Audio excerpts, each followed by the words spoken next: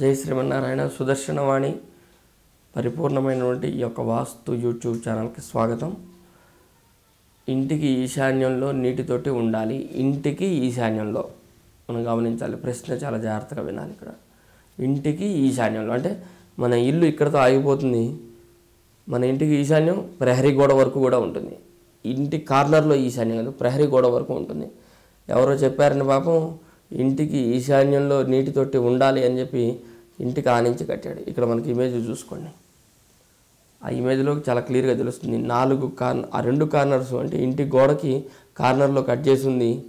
దాంట్లో నీటితోటి తీసుకొచ్చి దానికి ఆనిచ్చాడు. అసలు పెట్టమన్నది ఎక్కడ? ఇంటికి ఈశాన్యం. ఇంటికి భాగానికి ఈశాన్య భాగం చూసుకొని ఎక్కడుందో అంటే 45 డిగ్రీస్ ఎక్కడ వస్తుందో చూసుకొని అక్కడ నీటితోటిని పెట్టండి, బలం ఉంటుంది. అక్కడ పెట్టకుండా అక్కడ పెట్టవలసి ఉండే నీటితోటిని తెచ్చి ఇంటికి ఆనించేసేసాం. అంటే ఒక తోకలాగా ఇట్లా అటాచ్ చేసాం. ఆ యొక్క సిమెంట్ తోటి అనేది ఈశాన్యంలో బరువుగా అట్లా పడిపోయింది అనమాట అక్కడ. కనుక ఇంటికి ఈశాన్యం అంటే పూర్తి ఈశాన్యానికి స్థలానికి చూడాలి, కానీ ఇంటి భాగంకి ఈశాన్యంలో పెట్టడం కాదు.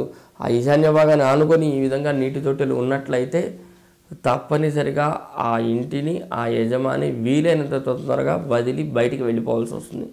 అమ్ముకోవటం కావచ్చు, నష్టంలో కావచ్చు, ఇతరత్ర కావచ్చు, వేరే వాళ్ళు ఆక్యుపై చేయడం కానీ ఇవన్నీ కూడా సంభవిస్తూ ఉంటాయి. తద్వారా యజమానికి బలం తగ్గిపోతూ ఉంటుంది.